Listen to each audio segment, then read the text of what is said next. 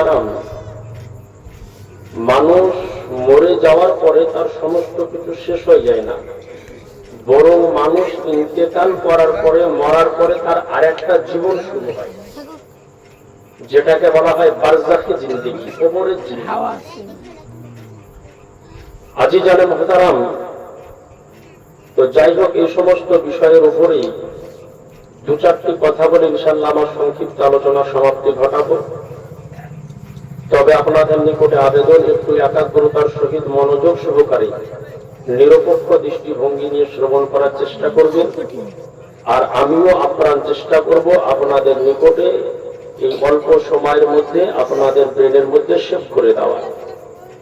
আজকে এই বাড়ির মালিক, তিনার স্ত্রী ইন্তেকাল করেছে, তারই রুহের মাগফিরাতের জন্য এই সমস্ত আয়োজন করেছে।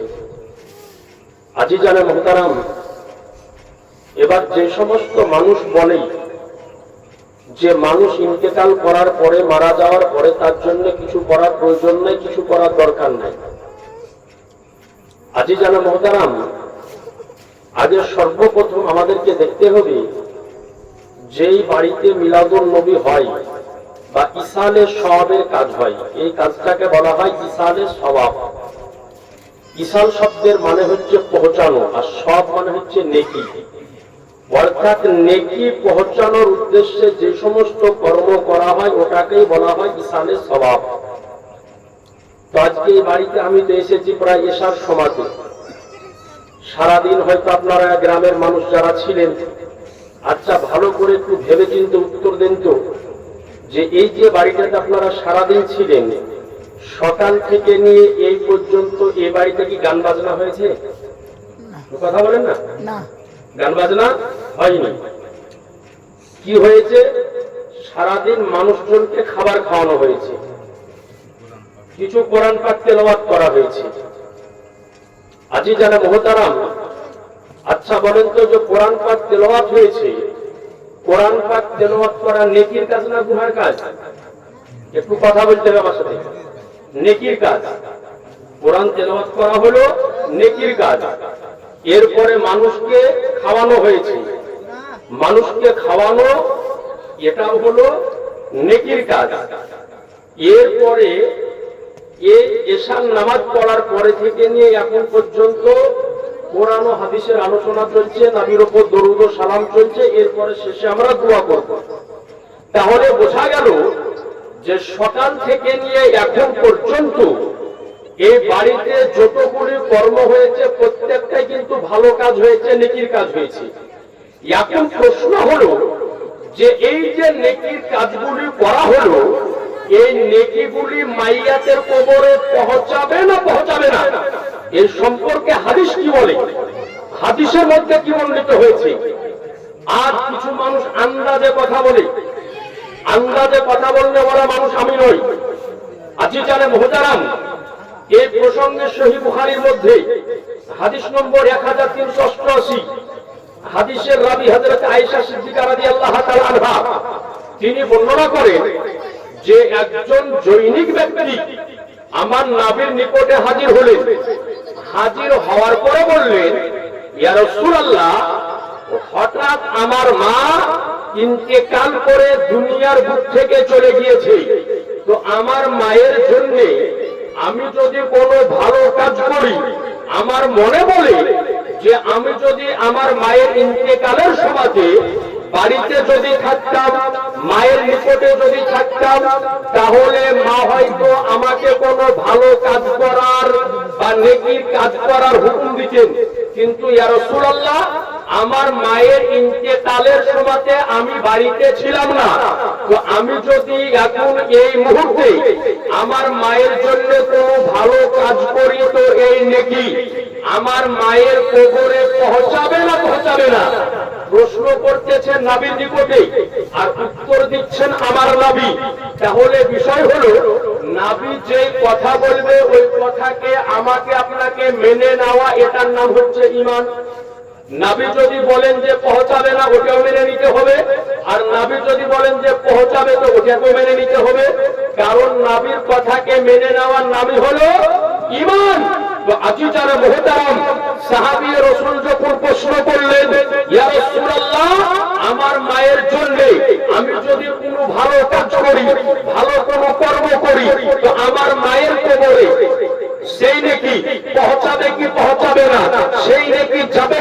না, তো সঙ্গে সঙ্গে আমার আনিসে বেকাশা শেখে যেটা উন্নবাতা বেচারুকে চারা বেসহারাতে সাহারা ইয়াতিমকে হই হামগারিমকে হামি আমার রহমাতাল লিল আলামিন পয়গম্বর বলেন যে সাহাবী আমি নবী মুস্তাফা বলতেছি তোমার মায়ের জন্য যদি কোনো ভালো কাজ করো তো ওই কাজের নাকি তোমার মায়ের কবরে পৌঁছে যাবে। জোরে বলেন সুবহানাল্লাহ। সুবহানাল্লাহ। একটু আওয়াজ দিয়ে বলবেন না সুবহানাল্লাহ, আর একটু জোরে বলবেন না সুবহানাল্লাহ। আজি জানেন মুহতারাম, তাহলে বোঝা গেল যে যদি সাহাবী রাসূল তার মায়ের জন্য ভালো কাজ যদি করে আর ওই কাজের নেকি যদি কবরে পৌঁছে যায়, কবরে যদি চলে যায়, তবে বলেন মুসলমান আমরা যদি আমার মায়ের জন্য, আমাদের বাপের জন্য, আমাদের দাদার জন্য, আমাদের ছেলের জন্য, আমাদের মেয়ের জন্য ভালো কাজ ভালো কর্ম যদি করি তো সেই নেকি কবরে যাবে না যাবে না? একটু জোরে বলেন না। সেই নেকি কবরে অবশ্যই যাবে।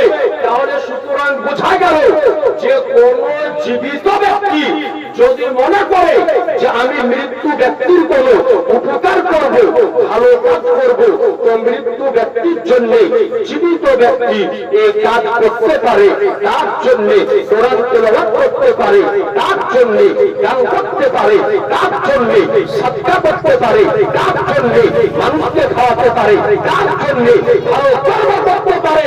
আর তার কর্মগুলিকে যখন ইসালে সওয়াব করে দেওয়া হয় তো তার কবরে সেই নেকি অটোমেটিক পৌঁছে যায়। বলেন সুবহানাল্লাহ। এ আজিজানে মুহতারাম, আজ আপনার নিকটে আরজ করি, এই যে মানুষ আজ ইন্তেকাল করে যায়, মানুষ যখন কবরের ভিতরে চলে যায় তো ইন্তেকাল করার পরে সেই ব্যক্তি অসহায় হয়ে যায়, তার নিজের জন্য করার মতো কোনো ক্ষমতা থাকে না। মানুষ মরে যাওয়ার পরে নামাজ পড়া সম্ভব হয়, রোজা রাখা সম্ভব হয়, হজ করা সম্ভব হয়, অর্থাৎ তার কোনো নেকি কাজ করা সম্ভব হয় না। সহিহ মুসলিমের মধ্যে হাদিস এসেছে, নবী আমার বলেন যে যখন কোনো মানুষ ইন্তেকাল করে, মারা যখন যায়, তো ওই সময়তে তার সমস্ত আমল বন্ধ হয়ে যায়। এরপরে নবী আমার বলেন ইল্লা সালাসা, তিন প্রকারের নেকি, তিন প্রকারের কর্ম তার জন্য জারি থাকে। এর মধ্যে একটা হলো as-সাদাকাতু জারিয়া, অর্থাৎ সাদকায়ে জারিয়া। যদি মৃত্যু ব্যক্তির জন্য কোন সাদকায়ে জারিয়া যদি করে দেওয়া হয় তো তার নেকি সে মৃত্যু ব্যক্তি কবরে শুয়ে শুয়ে পেতে থাকে। বলেন সুবহানাল্লাহ। তো যে ব্যক্তি ইন্তেকাল করবে সে তো নিজে সাদকা করতে পারে না, তার জন্য তার ছেলে করবে, তার মেয়ে করবে, স্ত্রী মারা গেলে স্বামী করবে, স্বামী মারা গেলে স্ত্রী করবে। আমার কথা বুঝতে পারছেন তো আপনারা? অসুবিধা হচ্ছে না তো বুঝতে? তো আজিজ জানা মুহতারাম, এর নাম হলো সাদকায়ে জারিয়া। এরপরে নবী আমার বলেন যে দুই নাম্বার হলো ভালো জ্ঞান, ভালো ইলম। যদি কোনো ভালো জ্ঞান পৃথিবীর বুকে রেখে যেতে পারে আর ওই জ্ঞানের দ্বারা মানুষ যদি উপকৃত হয় তাহলে ওই ব্যক্তি মারাও যদি যায় তো তার নেকি তার কবরে পৌঁছাতে থাকে। জোর করে বলে দেন। এরপরে নবী আমার বলেন তিন নাম্বার হলো নেক সন্তান। যদি কোনো ব্যক্তি নেক সন্তান যদি রেখে যায়, ভালো সন্তান যদি রেখে যায়, ওই নেক সন্তান যতদিন পৃথিবীর বুকে থাকবে আল্লাহ পাক সেই ব্যক্তির কবরে নেকি পৌঁছাতে থাকবে। বলেন সুবহানাল্লাহ। তাহলে এই হাদিস শরীফ থেকে একটা কথা স্পষ্ট হয়ে গেল যে মানুষ মরে যাওয়ার পরে তার সমস্ত নেকির দরজা কিন্তু বন্ধ হয় না, তার নেকির দরজা খোলা কিন্তু থাকে। পৌঁছানোর নিয়মটা জানতে হবে। কিন্তু আজি যারা মুহতারাম ব্রাদারানে ইসলাম, কিন্তু আজ বর্তমান সময় দোয়া নিয়ে মারামারি, হাত উঠিয়ে যে আল্লাহর দরবারে দোয়া করব এই নিয়ে পিটাপিটি হয় না? হয় মারামারি, পিটাপিটি হয়। কেউ বলে বেদাত, কেউ বলে শিরক, কেউ বলে করা যাবে না, কেউ বলে করার দরকার নাই। আমরা আহলে সুন্নাত ওয়াল জামাতের মানুষ, হানাফি মাযহাবের মানুষ। আমরা মাইয়াতকে দাফন করি, দাফন করার পরে ওই জায়গাতে দাঁড়িয়ে মাইয়াতের রূহের মাগফিরাতের জন্য দোয়া করি। করেন কি করেন আপনারা? হয় আপনাদের এখানে করেন আপনারাও। কিন্তু এক শ্রেণীর মানুষকে দেখবেন যে মাটি দেওয়ার পরে লাইন ধরে দিয়ে বাড়ি চলে আসে। আছে না এরকম লোক? আছে যারা মুহতারাম, মাইয়াতকে মাটি দেওয়ার পরে দোয়া করার কথা স্বয়ং আমার রাসূলুল্লাহ বলেছেন, বলেন সুবহানাল্লাহ। নবী আমার বলেন যে যখন তোমরা মাইয়াতকে দাফন করে দিবে, দাফন করে দেওয়ার পরে তার কবরের পাশে দাঁড়িয়ে কতক্ষণ দোয়া করো। নবী আমার বলেন যে একটা উটকে, উট বুঝেন তো, একটা উটকে জবাই করে তার মাংস বানাতে যতক্ষণ সময় লাগবে ততক্ষণ সময় পর্যন্ত তার জন্য ওখানে দাঁড়িয়ে দাঁড়িয়ে তাসবিহ তাহলিল এবং জিকির আজকার দোয়া করতে থাকো, বলেন সুবহানাল্লাহ। আজি জানা মুহতারাম, এইবার আসুন এই যে দোয়া, নেক সন্তানের দোয়া, যে দোয়া নবী আমার করেছেন না করেননি, যদি কোনো ব্যক্তি মুতলাকান ভাবে জিজ্ঞাসা করে, উল্লেখ না করে যে নবী আমার দোয়া করেছেন না করেননি বা দোয়া করা জায়েজ না না জায়েজ, মুতলাকান ভাবে যদি জিজ্ঞাসা করে, তো কোরআন এবং হাদিস থেকে এক নয় দুই নয় একাধিক দালিল আদিল্লা দ্বারা প্রমাণিত আছে যে দোয়া করা আল্লাহর দরবারে নিঃসন্দেহে জায়েজ, বলেন সুবহানাল্লাহ। দোয়া শব্দটা হচ্ছে আরবি, কি বললাম? জোরে বলেন না, আরবি। যেহেতু দোয়া শব্দ হলো আরবি, তাহলে নিশ্চয় বাংলা মানে আছে। দোয়া শব্দের বাংলা অর্থ হচ্ছে চাহা, মাংনা, চাহনা। তো আমরা যখন দোয়া করি, তো আমরা যখন হাত উঠাই, তো কার দরবারে দোয়াটা করি বলেন তো? একটু কথা বলতে হবে। আল্লাহর দরবারে আমরা দোয়া করি। আচ্ছা ভাই বলেন তো, আল্লাহর কাছে চাইতে কোনো লজ্জা লাগে না, কোনো শরম লাগে না? আপনাকে একটু ছোট্ট উদাহরণ দিয়ে বোঝাই। আপনাদের এই জায়গাতে এই ধরমপুর বাজার বলে একটা জায়গা আছে, আমি যেদিন দিয়ে আসলাম, আছে না? ধরেন যে ধরমপুর মার্কেটে বাজারে আপনি দাঁড়িয়ে আছেন, হঠাৎ করে একজন ভিক্ষুক, একজন ফকির আপনার নিকটে আসার পরে বললো যে ভাই আমি 2-3 দিন কিছু খাইনি, তো আমাকে কিছু দেন। রাস্তাঘাটে চললো, অনেক সময় ফকির ভিক্ষুকেরা চাইতেছে, আছে না ভাই? চাইতেছে যে কিছু দেন। তো আপনি কি করবেন? যদি ময়া যদি লাগে, তো পকেটে যদি পয়সা থাকে, তো 5 টাকা বা 10 টাকা তাকে বের করে দিবেন। ওই জায়গায় কি দাঁড়িয়ে আছেন, দেখা গেল যে 5 মিনিট বা 10 মিনিট পরে ওই ব্যক্তি আবার আসার পরে বলছে ভাই আবার কিছু দেন। আপনার একটু রাগ হবে, যে তোকে এখন দিন আবার আসছে, একটু রাগ হবে। তো আবার যদি পকেটে 2 টাকা থাকে, তো আবার দিবেন। যদি আবার 10 মিনিট পরে ওই লোকটাই যদি আবার চাইতে আসে যে ভাই আবার কিছু দেন, তাহলে মেজাজ কিনতে 300-400 রকম ভেজবে, হবে না ভাই? যে হারে তোকে একবার দিন, 2বার দিন, কবার চাহে, পালা সামনে দিয়ে তাড়াতাড়ি নাকি খেলা দেখেন, পালা চোখের সামনে থেকে বলবেন কি বলবেন না? আপনি বেজার হয়ে যাবেন, আমার আপনার রাগ হবে। তো নিয়ম হলো বান্দার কাছে বারবার যদি চাহা যায়, তো বান্দা নারাজ, বেজার হয়ে যায়। আর আল্লাহর দরবারে বারবার চাইলে আল্লাহ খুশি হয়ে যায়। একটু জোর করে বলেন না সুবহানাল্লাহ। এই আজিজান মুহতারাম, এই জন্য আল্লাহর দরবারে যত ইচ্ছা তত চাহেন, যত ইচ্ছা হাত উঠিয়ে চাহেন, যখন ইচ্ছা তখন চাহেন। আল্লাহর নিকটে কোনো কিছুর কমতি নাই। সন্তান হচ্ছে না, আল্লাহর দরবারে হাত উঠিয়ে দোয়া করেন। বাড়িতে বরকত হচ্ছে না, আল্লাহর দরবারে দোয়া করেন। ব্যবসায় উন্নতি হচ্ছে না, আল্লাহর দরবারে দোয়া করেন। ছেলে মেয়ের অসুখ ভালো হয় না, আল্লাহর দরবারে দোয়া করেন। আজকে জমিতে ফসল হয় না, আল্লাহর দরবারে দোয়া করেন। তার কারণ হলো যে আমার আল্লাহ হচ্ছে ওই আল্লাহ যার নিকটে কোনো কিছুর কমতি নাই। ছেলে যদি চাইতে হয় আল্লাহর দরবারে চান, মেয়ে যদি চাইতে হয় আল্লাহর দরবারে চান, বরকত যদি চাইতে হয় আল্লাহর দরবারে চান, রহমত যদি চাইতে হয় আল্লাহর দরবারে চান, আজকে শেফা যদি চাইতে হয় আল্লাহর দরবারে চান, আরোগ্য যদি চাইতে হয় আল্লাহর দরবারে চান। কসম খোদার, কোন ব্যক্তি যখন ইখলাস দিলে, ঈমান ও আকীদাতের সঙ্গে খোদার দরবারে ফরিয়াদ যখন করে, তো আল্লাহ বলে আমার বান্দা যখন একবার আমাকে খোদা বলে ডাকে, আল্লাহ বলে ডাকে, যে আমি আল্লাহ আমার ওই বান্দার ডাকে 1000 বার সাড়া দিয়ে দিয়েছি। সুবহানাল্লাহ, সুবহানাল্লাহ। সুতরাং আল্লাহর দরবারে চাহেন। এ আজিজানে মুহতারাম, বেরাদারানে ইসলাম, তো আপনাদের নিকটে আরজ করব, আপনাদের নিকটে বলবো যে আল্লাহর দরবারে চাহেন, আল্লাহ পাক খুশি হয়ে যাবে। এ আজিজানে মুহতারাম, আজ এবার আপনার নিকটে নিয়ে যায় যে আজ আমরা বাড়িতে ফাতিহার আয়োজন করি, ইজার আয়োজন করি, চালিশমার আয়োজন করি।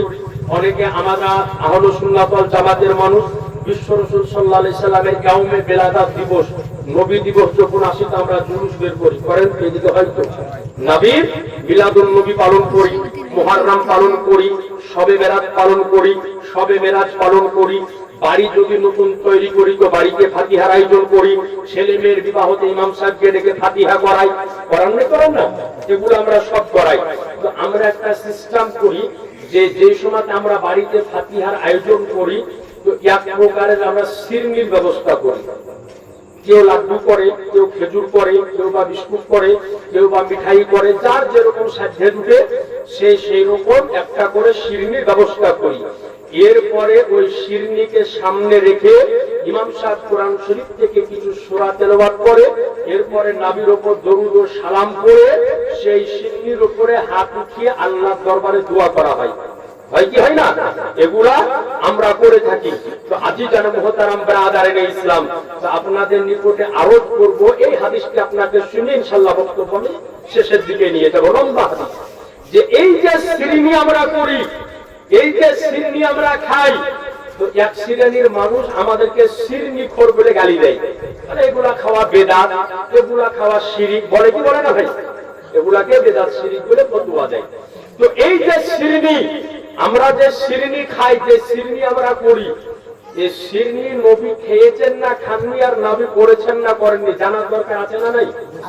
হ্যাঁ, জানার দরকার আছে। একটু আপনাকে হাওয়ালাটা দিয়ে হাদিসটা শোনাবো। হাদিসটি বর্ণিত হয়েছে সহিহ বুখারী প্রথম খণ্ড পৃষ্ঠা নাম্বার 505। যদি লিখবো মনে করবেন তো লিখে নিয়েন। হাদিসের রাবি হযরতে আনাস ইবনে মালিক রাদিয়াল্লাহু তাআলা আনহু। এই দেখেন সিন্নির কথা বলতে বলতে সিন্নি মনে চলে এলো, নাকি বলছে? সিন্নির কথা বলতে বলতে সিন্নি হাজির। আলহামদুলিল্লাহ, সিন্নি আমরা খাই, বিভিন্ন রকমের সিন্নি আমরা তৈরি করি। তো হযরতে আনাস ইবনে মালিক রাদিয়াল্লাহু তাআলা আনহু হাদিসটা বর্ণিত করেছেন।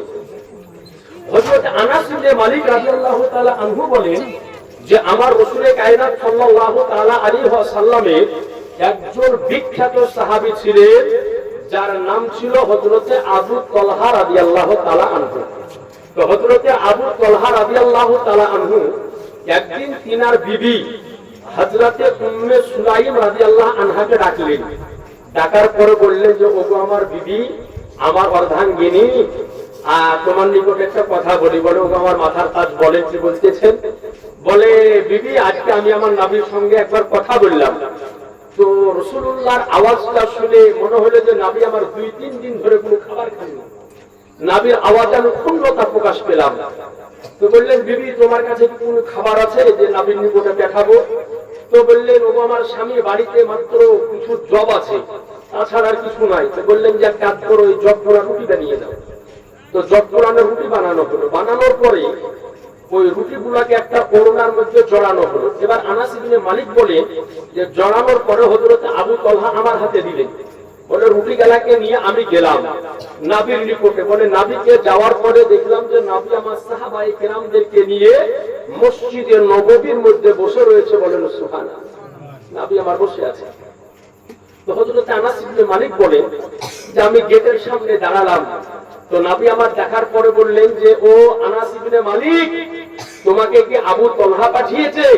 বলে জি ইয়া রাসূলুল্লাহ, পাঠিয়েছে। আপনার খিদমতে এই কয়েকখান রুটি আবু তালহা পেশ করেছে, আপনি একটু কবুল করুন। তো নবী আমার বললেন যে আনাস, তুমি এক কাজ করো, আমার সাহাবী আবু তালহাকে সংবাদ দিয়ে দাও যে আমি তার রুটিকে কবুল করিনি, বরং আমি আমার সমস্ত সাহাবীদেরকে সঙ্গে করে নিয়ে তার বাড়ি দাওয়াত দেওয়ার জন্য যেতেছি। একটু জোর করে বলেন না গো সুবহানাল্লাহ। আচ্ছা বলেন তো সুবহানাল্লাহ বললে নেকি হয় না গুনাহ হয়? নেকি হয়। আপনারা সবাই বলেন না নেকি হয়। আপনাদের নেকি লাগবে না? লাগবে না?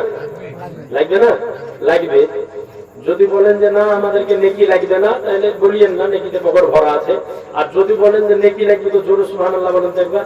সুবহানাল্লাহ। আরেকটু আওয়াজ দিয়ে বলেন তো সুবহানাল্লাহ। হযরতে ইমাম গাযালি রাহমাতুল্লাহ একটা কিতাব লিখেছেন, নাম হচ্ছে ইহইয়াউল উলুম, 4 খণ্ডে বিভক্ত।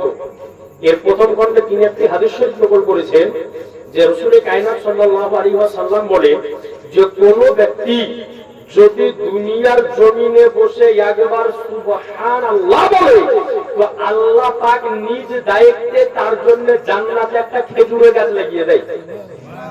আপনি মারা যাবেন, জান্নাত যাবেন, ওই গাছে চড়বেন, খেজুর পাড়বেন আর খাবেন। এখন যদি আর পরে সুবহানাল্লাহ না বলেন তাহলে জানবো যে গাছের খেজুর খাওয়ার শখ নাই, জোরে বলে দেন সুবহানাল্লাহ। তো হযরত আনাস ইবনে মালিককে বললেন যে যাও আবু তালহার বাড়িতে সংবাদ দাও যে আমি সমস্ত সাহাবীদেরকে নিয়ে তার বাড়ি দাওয়াত খেতে আসতেছি। হযরত আনাস ইবনে মালিক অবাক হয়ে গেলেন যে নবী এতজন সাহাবী, আবার নবী যাবেন, আবু তালহার বাড়িতে তো আর কোনো খাবার নাই, আর এতগুলা মেহমান যদি যায় আর তাদের জন্য খাবারের ব্যবস্থা যদি না হয় তাহলে বেইজ্জতি হবে কি হবে না? হঠাৎ আপনার বাড়িতে রাত্রি বেলাতে যদি দু তিনটা মেহমান চলে আসে, বাড়িতে খাবার যদি না থাকে তাহলে লজ্জার বিষয় কি বিষয় না? লজ্জার বিষয়। তারপরে মেহমান হয়ে যাবে আমার নবী মুস্তাফা। তো হযরত আনাস ইবনে মালিক রাদিয়াল্লাহু তাআলা আনহু বলেন যে আমি আগে আগে দৌড়তে আরম্ভ করলাম, আর নবী আমার সাহাবীদেরকে নিয়ে পিছে পিছে চলতে আরম্ভ করলো হযরত আবু তালহার বাড়ির উদ্দেশ্যে। এ আজিজান মুহতারাম, আজকে আপনার নিকটে জানতে চাই, আচ্ছা বলেন তো যে আবু তালহার বাড়িতে এক কয়টা রুটি ছাড়া যে আর দ্বিতীয় কোনো খাবার নাই, এই কথাটা নবী আমার জানেন না জানেন না? একটু জোরে বলেন না। নবী আমার অবশ্যই জানেন যে আবু তালহার বাড়িতে আর দ্বিতীয় কোনো খাবার নাই। তার কারণ